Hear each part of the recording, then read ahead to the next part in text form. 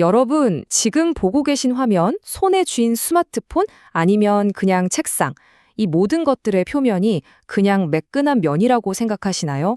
사실은요, 그 위에서 엄청난 일들이 벌어지고 있답니다. 바로 보이지 않는 분자들의 춤, 세상을 바꾸는 화학 반응이 말이죠. 사물의 표면에는 대체 어떤 비밀이 숨어 있을까요? 이게 바로 오늘 이야기의 핵심 질문이에요. 아주 평범해 보이는 사물 표면 그 아래 원자 수준에서 벌어지는 비밀스러운 세계로 저와 함께 떠나보실 준비 되셨나요? 자, 이 미지의 세계로 우리를 안내해 줄 가이드가 있습니다. 바로 노벨상 수상자 게르하르트 에르틀인데요. 이분이 대체 어떻게 그 비밀스러운 표면 아래 세상을 우리 눈앞에 딱 펼쳐 보여줬는지 지금부터 한번 제대로 알아보겠습니다. 좋습니다. 그럼 그 표면에서 구체적으로 어떤 일이 벌어지는 걸까요? 이 보이지 않는 반응에는요, 정말 놀랍게도 두 가지 얼굴이 있어요. 하나는 우리에게 엄청난 이로움을 주는 창조의 얼굴, 그리고 다른 하나는 모든 걸 갉아먹는 파괴의 얼굴, 바로 이 두 가지입니다. 먼저 창조의 얼굴부터 보죠. 핵심 개념은 바로 표면 촉매 작용입니다. 이게 뭐냐면요. 쉽게 말해서 고체 표면이 분자들을 위한 일종의 작업대나 중매쟁이가 되어주는 거예요. 혼자서는 잘 만나지 못했을 분자들을 딱 만나게 해서 뭔가 새로운 걸 만들어내도록 도와주는 거죠. 아주 기특하죠? 여기 보시면 그 두 얼굴이 정말 확연히 보이죠?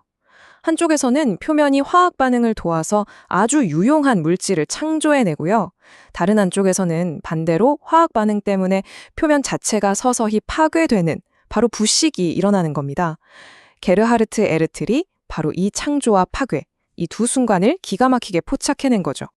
아니, 그런데 이 작은 분자들 이야기가 도대체 우리 삶이랑 무슨 상관이냐고요? 와, 이게 정말 중요합니다.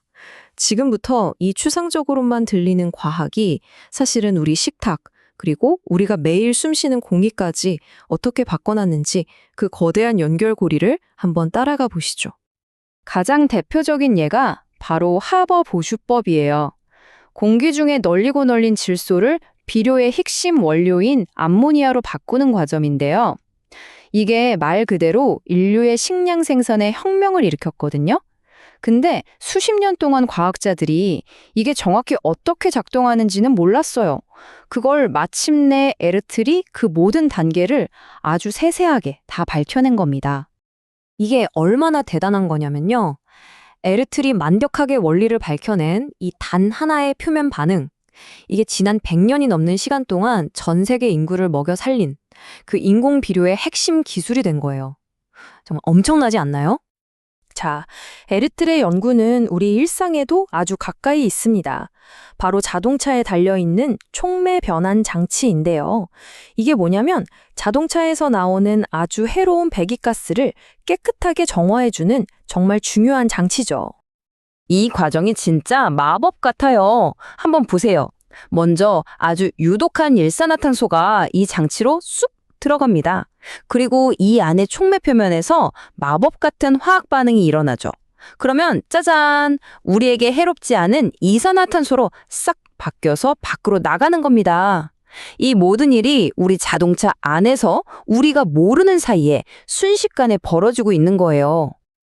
그리고 에르틀이 남긴 건 이게 끝이 아닙니다. 그의 연구는 과거의 업적이 아니라 미래를 여는 열쇠가 됐어요.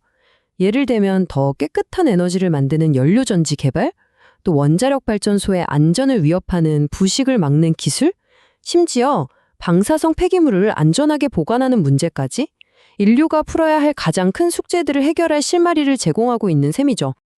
자, 그럼 여기서 궁금해지죠? 대체 그는 이걸 어떻게 해냈을까요? 아니, 애초에 눈에 보이지도 않는 걸 어떻게 연구할 생각을 했을까요? 표면에서 일어나는 반응을 어떻게 관찰할 수 있을까? 바로 이 질문이 에르틀이 평생을 바쳐서 풀려고 했던 거대한 숙제였습니다. 생각해보세요. 보이지도 않고 만질 수도 없는 그 원자들의 세계에서 벌어지는 일을 대체 어떻게 본다는 말일까요? 정말 막막하죠? 이게 왜 그렇게 어렵냐면요. 표면에 있는 분자들은 전체에서 보면 정말 극소수거든요.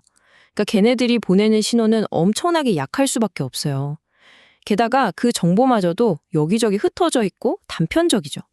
비유하자면 시끄러운 파티장에서 누군가의 속삭임을 들으려는 것과 똑같은 거예요.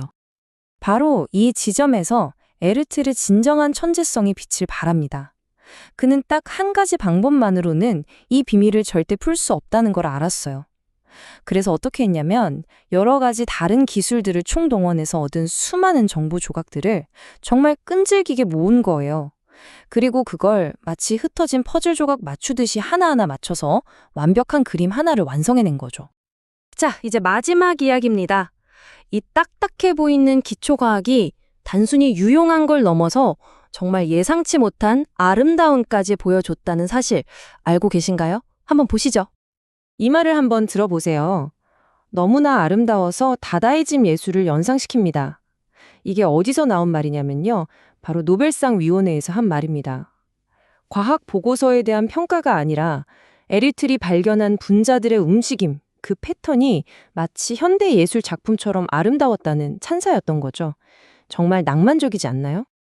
바로 이겁니다. 왼쪽은 다다이즘 예술 작품이고 오른쪽은 에르트레의 실험에서 관찰된 분자 패턴이에요. 정말 비슷하죠? 예술가가 붓으로 그림을 그리듯 분자들은 화학 반응이라는 보이지 않는 힘에 이끌려서 끊임없이 움직이면서 살아있는 예술 작품을 만들어냈던 겁니다. 결국 이 모든 이야기가 우리에게 주는 가장 중요한 메시지는 바로 이것 같아요. 순수한 호기심, 이건 왜 이럴까? 하는 그 질문에서 출발한 기초 연구가 결국에는 세상을 바꾸는 엄청난 기술로 이어질 수 있다는 것. 에르트레 연구가 바로 그 완벽한 증거인 셈이죠. 자, 오늘 이야기를 마무리하면서 마지막으로 질문 하나를 던져볼까 합니다.